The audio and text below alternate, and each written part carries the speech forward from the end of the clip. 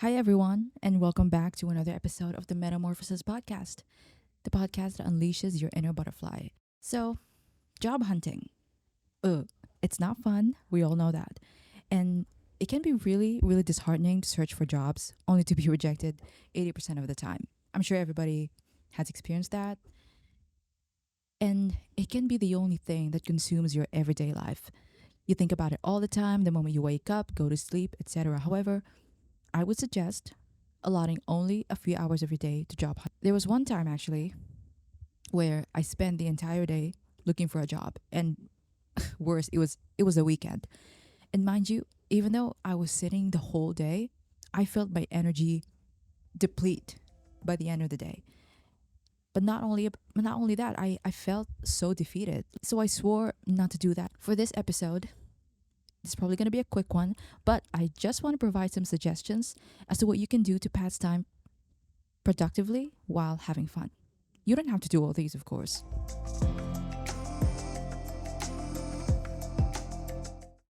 So, here are some things you can do when you don't have a job while looking for a job. First, upgrade your skills. I believe this is the best thing you can do to pass your time while looking for a job. Find out which skills are in demand. If if it is transferable from your original career, then that's better, but if it's something totally unrelated but would look good on your resume, that's fine too.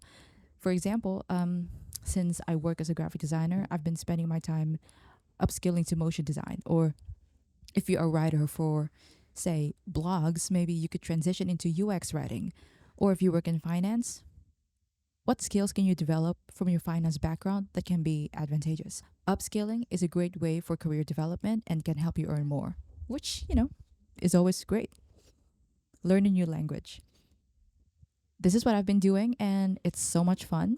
Go ahead and download Duolingo, complete your daily streaks, and open yourself up to a whole new language and culture.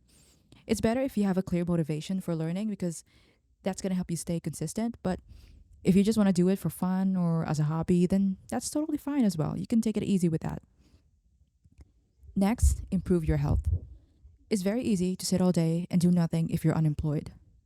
However, use this as an opportunity to work on your health. Work out daily, eat more healthily, develop better habits to reward your body for all the effort it's done. If you can afford gym membership, that's great, but if not, YouTube is always there. Personally, I thank my entire body on YouTube. By the time you get a full job, you will realize how important it is to look after your body because it's only one and it's going to be doing most of the work.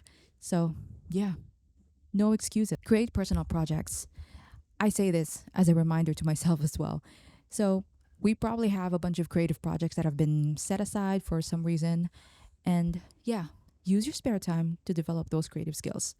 They don't have to be published on social media. You could just do them for, being in a state of flow, or if you want to feel fulfilled in some way, do that.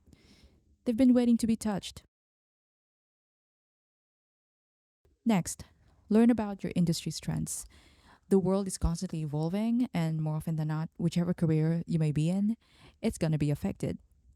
Hence, it is important to take time to learn about your industry's trends or predictions. Listen to podcasts, read blogs, engage in the conversation.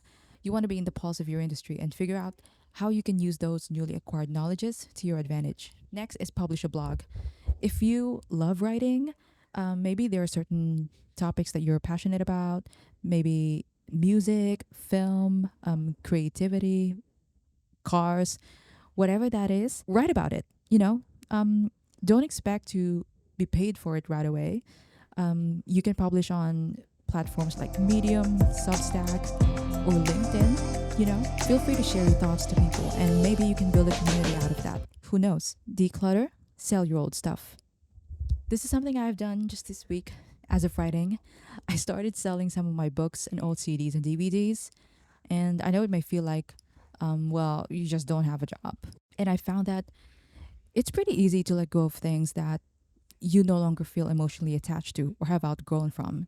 So it's nice to, share that to someone else who may want that to be a part of their life.